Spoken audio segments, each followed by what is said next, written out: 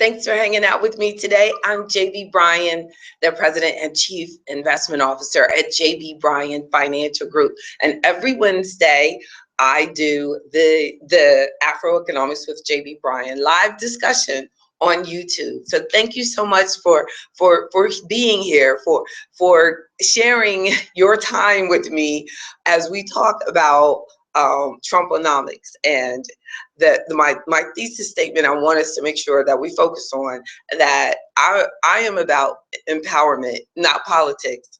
So as your financial advisor, I have to focus on making sure that we adapt and that we grow in any environment, that we position yourself and your finances and your financial decisions through any of the changes that will go on. And discussing this because there's a lot from an Afro-economic perspective, there's a lot of discussion about things, but nobody's really talking about us financially. And that's what my job is to do, because we are going through transition. Like, this is a transition time. So I wrote down some notes, and the most surprising thing, I had a couple people comment on this as I was promoting it, like Trumponomics, and that is actually a term. Like, you can Google Trumponomics.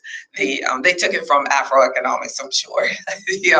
But the Trumponomics, when the true definition of it is Trumponomics is the economic policies of U.S. President-elect Donald Trump, who won the November presidential election on the back of, and this is from Investopedia, on the back of bold economic plans such as cutting personal and corporate taxes, restructuring U.S. trade deals, and introducing large fiscal stimulus measures focused on infrastructure and defense. Now, if I really talk to you about that, like, would that really help you take care of your family at all? No. So my discussion, what I want us to talk about, and then please feel free to give me comments. I haven't really figured out like how I can see your comments while I'm talking, but it would be because of how intense this is, that it's probably best that I just respond afterwards. So thank you so much for all your comments.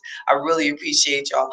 And then and then email me also at jb@afroeconomics.com for any specific questions that you have that you don't want them to be public. But the one thing that we know that is guaranteed, because we really don't know exactly what is going to happen, because a lot that was discussed that is being presented to us to make us that is frightening a lot of people, are things that have been changed. Like, the media might talk about one thing, and that might not happen. So let's focus on what we know for sure that we need to do. That's what we have to do. I mean, we really have to do is focus on what for certainty you have to do. So my first point is that we have to adapt our finances because fear is expensive. So point number one is fear is expensive. That we have to realize that when you become fearful,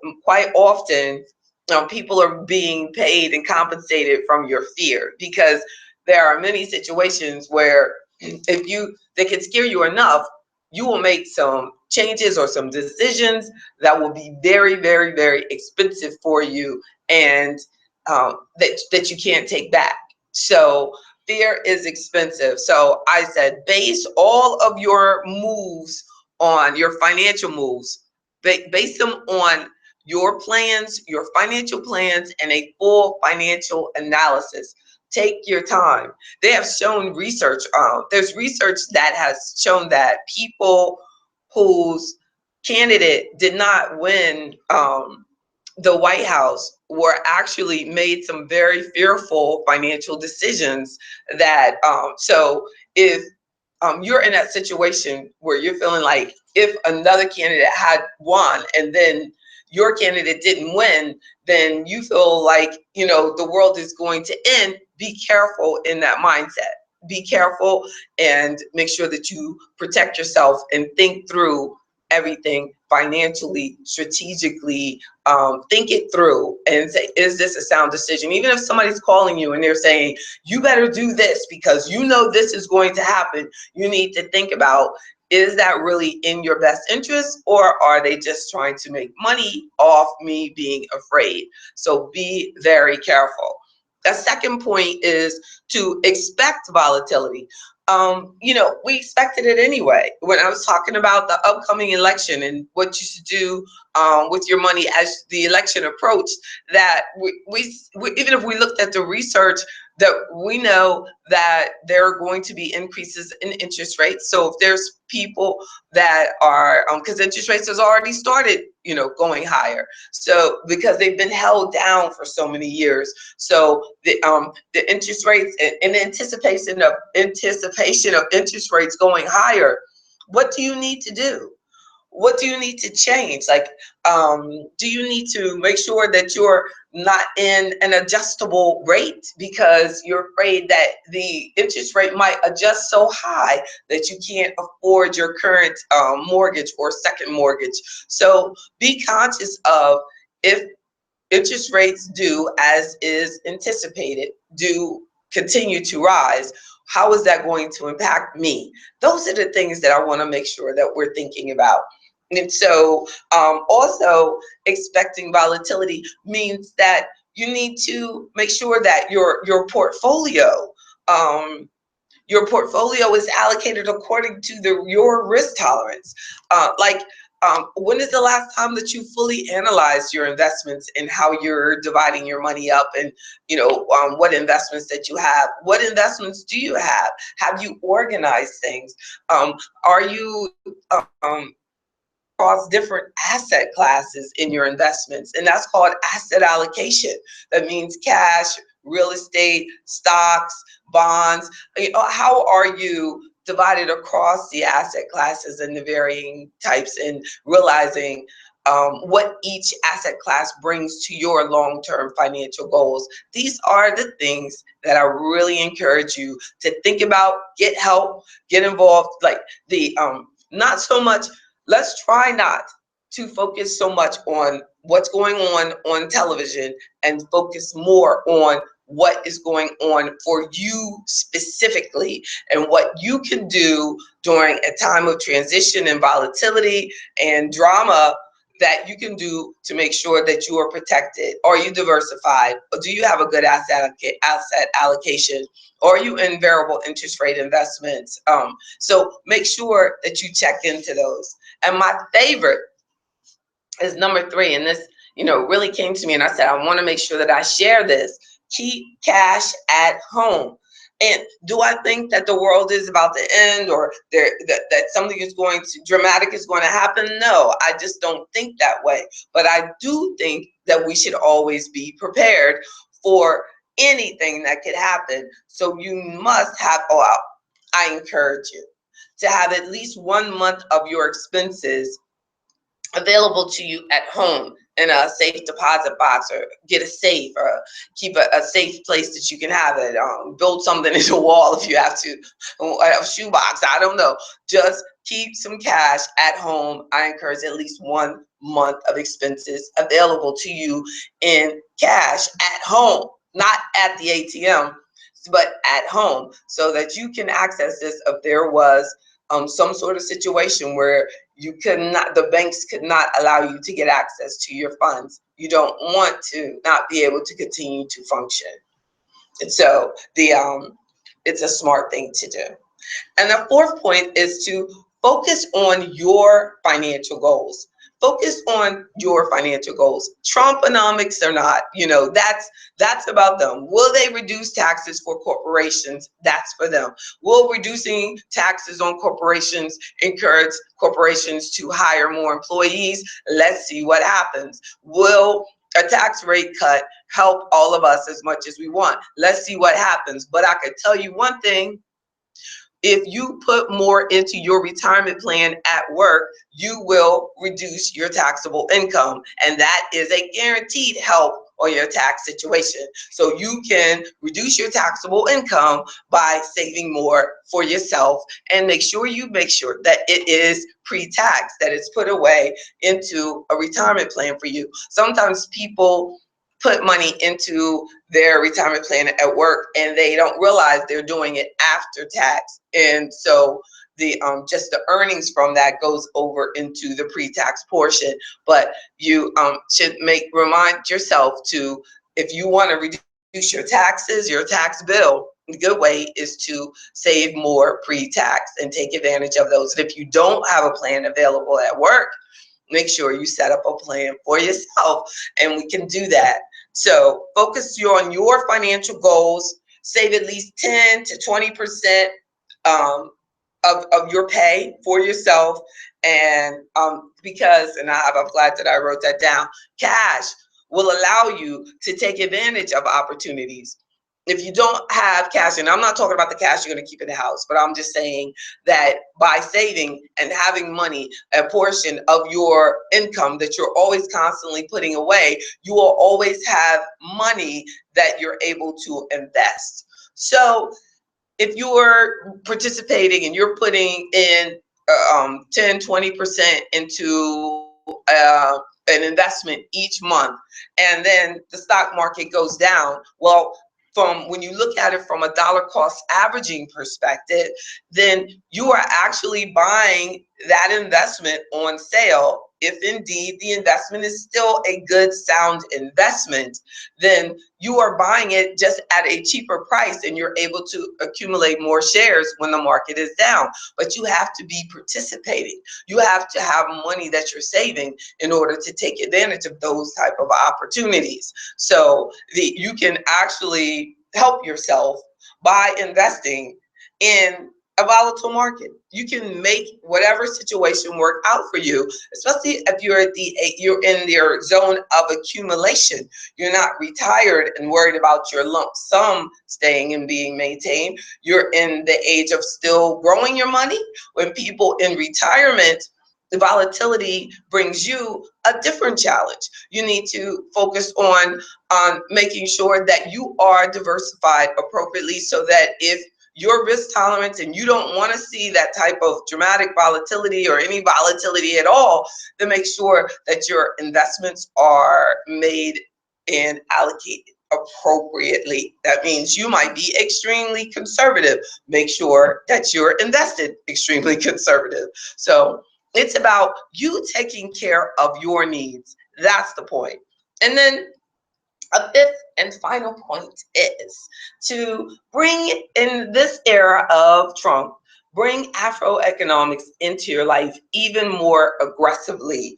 The principles will allow you to continue to focus on what is real for you. What is your reality? Is financial independence important to you? Is that your reality? Make sure that you are focusing on that, like financial independence. So you're going through the principles of Afro economics because you're just like, this is just too much going on, too much discussion about what somebody did, said, the past, and you still have to function and feed and protect your family today. You can be so distracted with stuff that has absolutely nothing to do with our current needs. And we need to make sure that we focus ourselves appropriately and allow those who are getting paid, because those people in Congress and those politicians, they are being paid. We have to make sure they have a pension and everything set up for them. You have to make sure you secure yourself as well. So, they focus on your reality. The second principle of Afro economics is financial independence. Whoever's in the White House, how can you make that happen for you? Your entrepreneurship. You have an entrepreneur that's approaching being put into the White House. How can you make that work for you? Are there going to be things that are going to be done to help small business development? If you want to start your own business, this might be the time. Make it work out for you. Use these things for your advantage. The increasing your knowledge on everything. Let's not watch television as much. Let's read more. Let's read information, and let's get as much as we can get real data on everything. Real data on every aspect of our life, and specifically on your financial management. And so increasing your knowledge on dollar cost averaging, asset allocation, all of these different strategies. Get just increasing your knowledge on insurances and insurance options, and how you can protect your family using those, and how you can purchase it cost effectively. What can you change in your finances so that you can invest more each month? Are you interested in real estate? Researching different areas, researching and seeing, is residential property better, or should I do commercial property? Should I do an apartment building, or should I do a duplex? Think about what is going to be good for you specifically. Let's focus also now on credit confidence. And credit confidence, also a principle of Afro Economics, and the making sure that you have principle 8, credit confidence. Move forward and protect yourself. The 8th principle of Afro Economics, making sure that you are protecting your credit by also, a lot of people, unfortunately, last time interest rates adjusted, their credit was hurt. As interest rates went higher, they did not realize how they had a second mortgage, and it was an adjustable interest rate, and it had, as you all in that situation, have enjoyed some very low interest rates. When are those going to adjust? Can they adjust it? How high could it possibly be pushed up? What do you need to do? Should you be considering a fixed rate now? So think through those type of things, and that's why your credit and credit confidence is so important, because your credit score is going to impact the interest rates that you'll be able to lock in. So be careful. And as always, integrity, the principle 5 of Afro Economics, the soul of our money, making sure that we're supporting each other, that we're being positive to each other, that we're not attacking one another, that we are saying, I agree to disagree with each other. But you could still have, I've seen some really sad things that have been said, to each other, to queen against queen and king against king. We should not be carrying ourselves or speaking that way about each other just because of a different perspective. Because I promise you one thing, I know that we all want the best for one another. How we go about it, can vary from person to person, but you got to focus on someone's intention. If their intention is good and they go about it a different way than you, then give them that type of mercy, give them grace, and stay in an area of integrity. Let's do right by one another, and don't be distracted. I think that distractions are the enemy of financial independence. If you look at your own life and you look back and you think about things, and you'll realize, like, that there were times where you were distracted, and the faster you were able to refocus yourself and get back on the good foot and get back on track, the better off you'll be, because the distractions are so expensive. I heard Les Brown one time talk about where he went through a point in his life and he just pulled off the highway and parked. Don't park. Don't allow anything to make you park from your dreams. Let's do first point, just to summarize. Don't be fearful. Fear is expensive. Base everything on good analysis and planning. Expect volatility and make sure that you diversify and have a good asset allocation according to your risk tolerance. Keep cash at home. Number 3 is to keep the cash at home. And I say, like, 1 month of expenses, they'll be good, and keep it in a safe place. Number 4, focus on your financial goals, saving more and more each month, and push yourself on that. And then saving is not really enough, because you got to make sure that you're saving in the correct areas. So make sure that you are getting assistance. That's what people like me, for as an investment advisor, that's what I do. you know, as hopefully you'll consider membership into Afro Economics. And our first, how we kick off our relationship as a member of Afro Economics is we do a power meeting, and I look at what you have going on. So make sure that you focus on your financial goals. And a fifth point is to bring in the Afro Economics principles to keep you focused through this Trumponomics, the experience. That stay focused on what you are trying to accomplish, what you are accomplishing. Let's speak it. Let's speak it. You are doing and can do the right thing, and don't park. Stay active. Follow the principles and stay focused on what you and your family needs.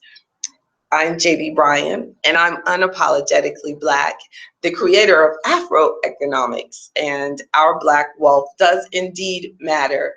Be empowered. Make sure that you email me, register at Afro Economics. Look, I almost have 600 subscribers. Like, I have almost 600,000 views, but you all aren't subscribing. Please subscribe. Just makes my day, makes me smile. So please continue to hang out with me. And when you subscribe, you'll get an alert every time I go live to remind you. Check out the app also. It is free, and you can stream live right through the app, and you get reminders as well. And on the app, there's a special discount. So there's always something going on. Check out AfroEconomics.com. That's the best place. Just go there. Everything is there on the website. Take care. See you soon, I hope. Bye-bye.